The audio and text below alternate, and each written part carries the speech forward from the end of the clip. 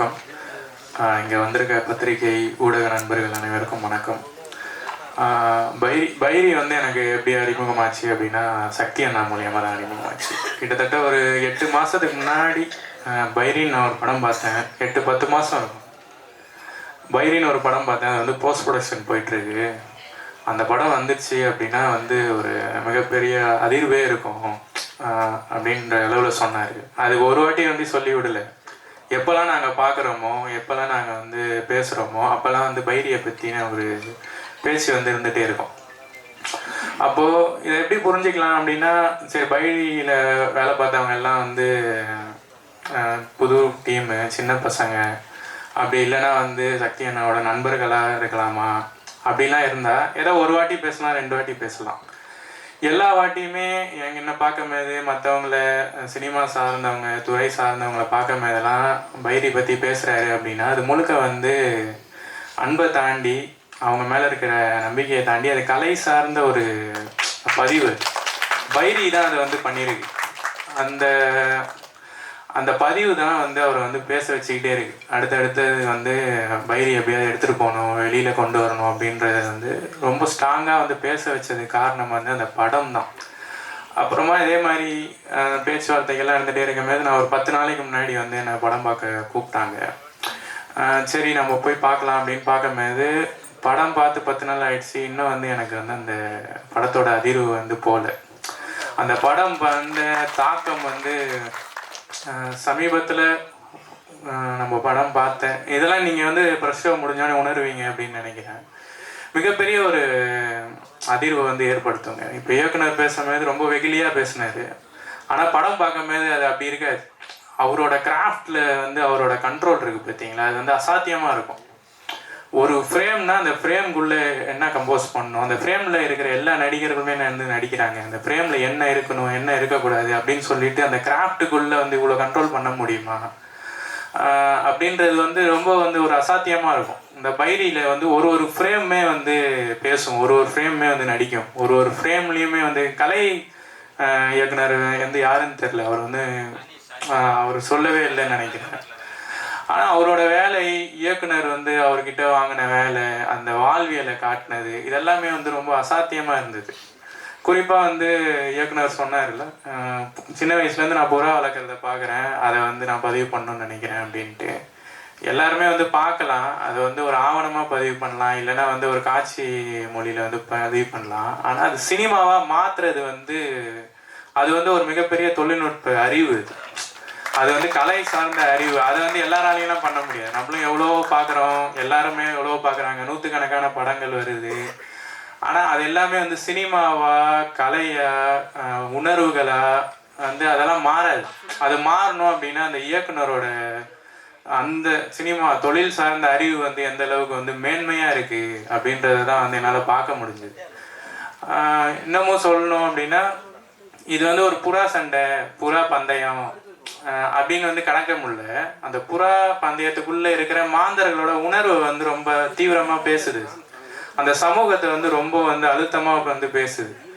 இப்போ புறா பந்தயத்தால் வந்து ஒரு தலைமுறையாக வளர்ந்து வரவங்க வந்து அவன் பையன் வந்து அதாவது அது வேணாம் அப்படின்னு சொல்லிட்டு ஒரு அம்மா வந்து போராடுறாங்க. அது வந்து ஒரு சமூக மாற்றத்துக்கான ஒரு விஷயமா வந்து அவர் வந்து கையாளுறாரு. இது வந்து அப்படியே தொடரக்கூடாது, என் பையனும் எதுக்கு வந்து இதிலேயே போய் கெட்டு போகணும், அழியணும் அப்படின்னு சொல்லிட்டு அங்கே இருக்கிற ஒரு உணர்வு போராட்டம், அதுக்கு நடுவில் இருக்கிற வந்து அரசியல் பிரச்சனை, ஜாதி, மதம், இனம் அப்படின்னு சொல்லிட்டு இந்த படத்தோட அடுக்குகள் வந்து ரொம்ப பெருசாக இருக்குங்க. ரொம்ப வந்து பெரிய ஒரு பார்வை. இது ஒரு சின்னதாக வந்து ஒரு சண்டை படம், வைலன்ஸ் எல்லா படத்துலையுமே வந்து வைலன்ஸ் இருக்குன்னு வச்சுக்கோங்க. வன்முறைகள் இல்லாத படமே இல்லை இப்போ. ஆனால் அதுக்கு எல்லாமே அர்த்தம் கிடையாது. இப்போ பைரி எடுத்துக்கிட்டிங்கன்னா அதுலேயும் வெட்டுறான், குத்துறான். ஆனால் அது எல்லாத்துக்குமே வந்து காரணம் இருக்குது. காஸ் அண்ட் எஃபெக்ட்னு சொல்லுவாங்க. ஒரு காட்சிக்கும் இன்னொரு காட்சிக்கும் வந்து அப்படியே தொடர்பு இருக்குது. இவன் ஏன் வெட்டுறான், இந்த கேரக்டர் வந்து இப்படி ரியாக்ட் ஆகுது, இந்த கேரக்டர் ஏன் இப்படி நடிக்குது அப்படின்னு சொல்லிட்டு அந்த கடமே வந்து பேசுது. அந்தளவுக்கு ஆழமாக இருக்குது. இன்னமும் சொல்லணும் அப்படின்னா, கொஞ்சம் வருஷத்துக்கு முன்னாடி வந்து புதுப்பேட்டைன்னு ஒரு படம் வந்தது. சென்னையை பொறுத்தவரை வந்து புதுப்பேட்டை தான் வந்து ஒரு அந்த வாழ்வியலை, அந்த ரவுடிகள் கலாச்சாரத்தை வந்து ரொம்ப தீவிரமாக பேசுச்சு அப்படின்னு சொல்லலாம். அப்புறமா வந்து ஆடுகளம்னு ஒன்று வந்தது. அது மாதிரி தென் மாவட்டத்துக்கு வந்து பைரி. பைரியை வந்து நம்மளால வந்து தவிர்க்கவே முடியாது. இன்னமும் சொல்லணும் அப்படின்னா புதுப்பேட்டை, ஆடுகளம், வட சென்னை இதெல்லாத்தையும் கடந்த ஒரு படி மேலே தான் வந்து பைரி இருக்கு. ஏன் அப்படின்னு சொல்லணும் அப்படின்னா புதுப்பேட்டையோ ஆடுகளமோ எடுக்கும்போது பார்த்தீங்கன்னா அது ஒரு பெரிய தயாரிப்பு, பெரிய இயக்குனர், பெரிய நடிகர்கள், அந்த படத்தை அவங்க ரொம்ப சொகுசாக கம்ஃபர்டபுளாக ஆகிட்டு பண்ணுறாங்க. பட் இந்த டீம் வந்து அந்த மாதிரியான ஒரு பதிவை முதல் முயற்சியிலே பண்ணுறாங்க, ரொம்ப ஆழமாக பண்ணுறாங்க. அந்த வாழ்வியலை வந்து இவ்வளோ ராவாக பதிவு பண்ணுறது வந்து ரொம்ப எப்படி சொல்கிறது, 1000ல் ஒரு படம் வரும், 500ல் ஒரு படம் வரும், அப்படி தான் வரும். இந்த வருஷத்தில் மிகப்பெரிய சம்பவம் வந்து பைரி தான். பைரி நிறையா படம் வரப்போகுதுன்னு வச்சுக்கோங்களேன், நிறையா படங்கள் வரலாம். ஆனால் 2024 வந்து பைரி விட்டுட்டு நீங்கள் வந்து சொல்ல முடியும். நம்மளால் வந்து கண்டிப்பாக வந்து பைரியை தவிர்த்துட்டு இந்த வருஷத்தோட படங்களை வந்து நம்மளால் பேச முடியாது. பைரி வந்து அதில் கண்டிப்பாக இடம் பிடிக்கும். கண்டிப்பாக அதே மாதிரி சின்ன படம் பெரிய பசம் அப்படி பேசிகிட்டே இருந்தாங்க. என்னை பொறுத்தவரை வந்து ப்ரெஷ் ஷோ பத்திரிகையாளர்கள் பார்க்கறதுல தான் பார்த்தோன்னே அது சின்ன படமாக பெரிய படமான்னு மாறிடும். பெரிய படங்கள் எல்லாம் சின்ன படங்களாகிடும், சின்ன படங்கள் எல்லாம் பெரிய படமாகிடும். ப்ரெஷ் ஷோ முடிஞ்சிச்சு அப்படின்னா பைரி வந்து அதுதான் டாக் ஆஃப் த டவுனாக இருக்கும். மிகப்பெரிய ஒரு சம்பவத்தை நிகழ்த்தும் அப்படின்னு நான் வந்து நம்புகிறேன். இந்த வாய்ப்பை கொடுத்த எனக்கு வந்து ரொம்ப நன்றி. எனக்கு ரொம்ப கௌரவமாக இருக்குது. படக்குழு எல்லாருக்குமே வந்து நன்றிங்க. தொடர்ச்சியாக அந்த மாதிரியான படங்களை வந்து பண்ணணும்னு நினைக்கிறேன். நன்றி. எல்லாருக்கும் வணக்கம். ஓகேவா? சையத் மஜீத் என்னோட பேர். இண்டஸ்ட்ரியில் கிட்டத்தட்ட ஒரு 14 இயர்ஸாக ட்ரை பண்ணிகிட்ருக்கேன். நிறைய சின்ன சின்ன விஷயங்கள்லாம், சின்ன சின்ன ஷார்ட் ஃபிலிம்ஸ் நாளைக்குள்ளேருந்து பண்ணிகிட்ருக்கோம். நிறைய ஆடியோ லான்ச்சஸ் வந்து நிறைய ஈவெண்ட்ஸ் வந்து நான் ஆடியன்ஸை உட்காந்து நான் பார்த்துருக்கேன். அந்த டைமில் வந்து ஒவ்வொரு ஃபங்க்ஷனுக்கு போகும்போது மனசு ரொம்ப ஏங்கும், ரொம்ப வலியாக இருக்கும். ட்ரை பண்ணிகிட்டே இருக்கமே, நமக்கு இன்னும் ஒரு கரெக்டான ஒரு பிளாட்ஃபார்ம் கிடைக்கல, நம்ம இப்போ இந்த ஸ்டேஜுக்கு போவோம் அப்படின்னு சொல்லி ரொம்ப ரொம்ப ஏக்கமாக இருக்கும். ஸோ அந்த ஏக்கம் தீர்ந்த நாள் இன்றைக்கி நான் நம்புகிறேன். ஸோ இந்த நாள் வந்து நான் ஏங்கின அந்த ஒரு நாள், அந்த நாள் வந்து இன்றைக்கி கிடச்சிருக்குங்கிறதுல ரொம்ப சந்தோஷம். அதுக்கு நான் முதல்ல நன்றி சொல்ல வேண்டியது வந்து என்னோடய ப்ரொடியூசர் டிகே சார் தான். ஸோ நிறைய பேர் என்ன ப்ரொடியூசர்னு சொல்லிட்டு இருந்தாங்க. நான் இல்லை, சத்தியமாக நான் ப்ரொடியூசர் இல்லை. ஸோ என்னென்னா ஏன் எல்லாரும் அப்படி சொல்கிறாங்க அப்படின்னா, ஸோ அது வந்து நாங்கள் எடுத்துக்கிட்டோம், அந்த பொறுப்பை எடுத்துக்கிட்டோம். ஸோ வந்து சார் வந்து இது வரைக்கும் ஷூட்டிங் வந்ததே கிடையாது. நான் ரொம்ப வம்பு பண்ணி தான் கூப்பிட்டுருந்தேன் நான். சார் நீங்கள் வந்து அவர் அந்தமான் ஆக்சுவலாக நான் ஒரு பிஸ்னஸ் ரீதியாக அவரை மீட் பண்ணியிருந்தேன். அப்போ வந்து முத்து சாருன்னு சொல்லி சாரோட மேனேஜர் ஒருத்தங்க இருக்காங்க. அதுக்கு அவர்கிட்ட நான் கேட்டேன், சார் வந்து படம் பண்ணுவாரா அப்படின்னு சொல்லி கேட்டேன். நான் கேட்கும்போது முத்து சார் வந்து என்ன சொன்னார், சரி நான் சார்ட்ட கேட்போம் அப்படின்னு சொல்லி சொன்னார். அங்கே வந்து அதுக்கப்புறம் முத்து சார் வந்து டிகே சார்ட்ட கேட்டார், சரி என்னென்னு கேட்போம், விஷயம் என்னென்னு கேட்போம் அப்படின்னு சொல்லி சொன்னார். அந்தமான் தான் சார் ஆக்சுவலாக, இங்கே கிடையாது இவங்க. அப்போது கேட்கும்போது அதுக்கப்புறம் வந்து முத்து சார் வந்து சொல்லி அதுக்கப்புறம் சரி பாப்பான்னு சொல்லும்போது பாலுசாமி சார், அவர் சாரோட அண்ணன் ஆக்சுவலாக. ஸோ அவங்க முத்து சாரும் பாலுசாமி சாரும் இல்லைன்னா இந்த படம் வந்து அந்த ஃபர்ஸ்ட் ஸ்டெப்புக்குள்ளே என்ட்ரி ஆயிருக்காது. அவங்க தான் அந்த ஹோப் கொடுத்தாங்க, இல்லை நீ இந்த நம்ம பண்ணலாம் அப்படின்னு சொல்லி ஹோப் கொடுத்தது வந்து முத்து சாரும் பாலு சாரும். ஸோ அதுக்கப்புறம் வந்து டிகே சார் வந்து நானும் ஜான் பிரதர் வந்து ஜானை கூப்பிட்டு போனேன் நான். ஸோ கூப்பிட்டு போய் இந்த மாதிரி ஒரு படம் சார் அப்படின்னு சொல்லி நாங்கள் பண்ணோம். ரொம்ப சின்ன பட்ஜெட்டில் தான் நாங்கள் ஸ்டார்ட் பண்ணோம். இது எங்களுக்கு எவ்வளோ பட்ஜெட் இருந்தால் போதும் சார். அது இல்லாமல் இன்னொன்றுன்னா ஒரு 2 ப்ரொடியூசரை வச்சு பண்ணுறதா நாங்கள் பிளான் பண்ணியிருந்தோம். இன்னொரு வந்து ஹரி சார் ஆக்சுவலாக, அவர் வந்து நான் ஒரு கன்சர்னில் ஒர்க் பண்ணுறேன். அவர் வந்து எனக்கு பெரிய மாரல் சப்போர்ட். அவரும் சேர்ந்து பண்ணலாம் அப்படிங்கிற மாதிரி தான் அந்த படம் ஸ்டார்ட் பண்ணோம் நாங்கள். அப்போ வந்து அவரோட சுச்சுவேஷன்ஸ் வந்து அவரோட பிஸ்னஸ் லாக் ஆகிட்டதுனால அவரால் திரும்ப உள்ளே பண்ண முடியல. சார் வந்து ஃபஸ்ட்டு அவர் இன்சியல் எடுத்து ஸ்டார்ட் பண்ணிட்டோம். மிடில் வந்து இந்த படம் வந்து டேக் ஆஃப் ஆகலை. டேக் ஆஃப் ஆகும்போது ரொம்ப எங்களுக்குலாம் பயங்கர வருத்தமாக இருந்தது. அப்போ வந்து சார் சொன்னாங்க, சரி ஓகே நானே பார்த்துக்கிறேன் அப்படின்னு சொல்லிட்டு. ஸோ அந்த இடத்துலேருந்து இப்போ வரைக்கும் இதுக்கப்புறம் வரைக்கும் எங்களுக்கு முழு மூச்சாக நிற்கக்கூடிய ஒரே ஒரு நல்ல மனிதர். நான் வந்து கடவுள் சில பேரை வந்து நேராக அனுப்புவாங்கன்னு பார்த்துட்டு கேட்டிருக்கேன். ஸோ எங்களுக்கு இறைவன் அனுப்பிச்ச ஒரு மனித கடவுள் தான் ஆக்சுவலாக நான் அப்படி தான் நான் பார்க்குறேன். நான் அது வந்து ஒரு நெஞ்ச நக்கிற மாதிரி கூட இருக்கலாம் அவங்க எல்லாத்துக்குமே. அது உண்மை அதுதான். ஏன்னா இங்கே நிறைய பேர் சொல்கிறாங்க நான் பிடிச்சேன் நான் இல்லை. அதுக்கு ஏன் எப்படி நடந்ததுங்கிறதுக்கு வந்து தெரியணும் இல்லையா? ஸோ அதுதான் முதல் காரணம். என்னன்னா அவர் வந்து ஃபண்டு கொடுத்துருவாரு, பணம் கொடுத்துருவாரு. சரி எனக்கு இவ்வளோ வேணும் அப்படின்னு தான் சொல்லுவேன் நான். அவள் சொல்லும் போது முத்து சார்ட்ட இருந்து எனக்கு அடுத்த அக்கௌண்ட்ல இருந்து பேமெண்ட் வந்துடும். ஸோ அந்த பேமெண்ட் எல்லாமே வந்து இது வரைக்கும் என்ன பண்ண, எங்கே போச்சு, அது கணக்கு கொடு அப்படின்லாம் இது வரைக்கும் கேட்டதே கிடையாது. அவர் எங்கள் மேலே வச்ச நம்பிக்கை தான் பைரி. ஸோ எங்களை நம்பினாரு. அந்த நம்பிக்கைக்கு உண்மையாக வளர்க்கணும்னு நாங்கள் நினச்சோம். ஸோ ₹1 கூட வீணாக கூட நினச்சோம். நாங்கள் எல்லாருமே வந்து ஃப்ரேமுக்கு வெளியில் ரொம்ப கஷ்டப்படும், ஃப்ரேமுக்கு உள்ளே வந்து இந்த படம் வந்து பெருசாக இருக்கணும். நம்ம வெளியில் என்ன பண்ணுறோம் ஏது பண்ணுறோங்கிறது முக்கியம் இல்லை. நம்ம வந்து ரோட்டில் படுத்துக்கலாம், தரையில் எங்கே வேணால் நிற்கலாம், என்ன வேணால் பண்ணிக்கலாம், அது வந்து ஒன்றும் பெருசு இல்லை. ஆனால் ஃப்ரேமுக்குள்ளே நம்ம இந்த படம் நம்ம என்ன சொல்ல நினைக்கிறோமோ என்னவோ வேணுமோ அதுக்கு நம்ம எவ்வளோ வேணாலும் நம்ம வந்து செலவு பண்ணலாம், எஃபர்ட் போடலான்னு சொல்லி எங்களோட நாங்கள் பேசிக் நீட் எல்லாத்தையுமே ரொம்ப நாங்களாம் ஒரு ரூமில் தான் தங்கியிருந்தோம். ரொம்ப ரூமில் ஒரு சின்ன 10 ரூமில் தான் நாங்கள் ஊரில் தங்கியிருந்தோம். ஸோ அந்த மாதிரியான சுச்சுவேஷனில் தான் நாங்கள் இந்த படமே ஸ்டார்ட் பண்ணோம். ஸோ நிறைய இடங்கள்ல அந்த படம் வந்து பிரேக் ஆகிடும்னு சொல்லி நிறைய பேச்சு, நிறைய ஃப்ரெண்ட்ஸ் எல்லாம் ரொம்ப நெகட்டிவ் தாட்ஸ் எல்லாம் வந்து சொல்லிட்டு இருந்தாங்க. அதெல்லாம் தாண்டி இந்த படத்தை நான் பெருசாக கொண்டு போய் சேர்க்கணும் அப்படிங்கிற ஒரு நம்பிக்கை எனக்கு கொஞ்சம் ஜானுக்கு மட்டும்தான் இருந்தது. ஸோ எங்கள் கூட தோல் கொடுத்தது வந்து நிறைய நண்பர்கள். நான் அடுத்து ஓனா சொல்ல வர அடுத்தடுத்து பேசுகிறேன். ஸோ முதல்ல வந்து எனக்கு ரொம்ப பெரிய ஒரு நன்றி கடன். நான் ஜெயிக்கணும் இல்லையோ, இந்த படம் ஜெயிக்குதோ இல்லையோ, கண்டிப்பாக என்னோட தயாரிப்பாளர் ஜெயிக்கணும். ஏன்னா அவர் ஜெயிச்சா கண்டிப்பாக இந்த இண்டஸ்ட்ரியில் நிறைய எங்களை மாதிரியான ஒரு நல்ல எஃபர்ட் போடக்கூடிய நல்ல டீமை வந்து அவர் கண்டிப்பாக பண்ணுவார். ஸோ அந்த நம்பிக்கையில் என்னோட வெற்றியை விட என்னோட தயாரிப்பாளர் வெற்றி, என்னோட ப்ரொடியூசர் டிகே சாரோட வெற்றியை வந்து நான் ஒரு மிகப்பெரிய வெற்றியாக நான் வந்து கொண்டாடுவேன். அந்த நாள் தான் எனக்கு வந்து தீபாவளி பொங்கலாக நான் ஃபீல் பண்ணுவேன். ஏன்னா அந்த நாளுக்காக தான் நான் வெயிட் பண்ணிட்டு இருக்கேன். நான் நிறைய பதட்டங்கள் பயங்கள் எல்லாமே உண்டு.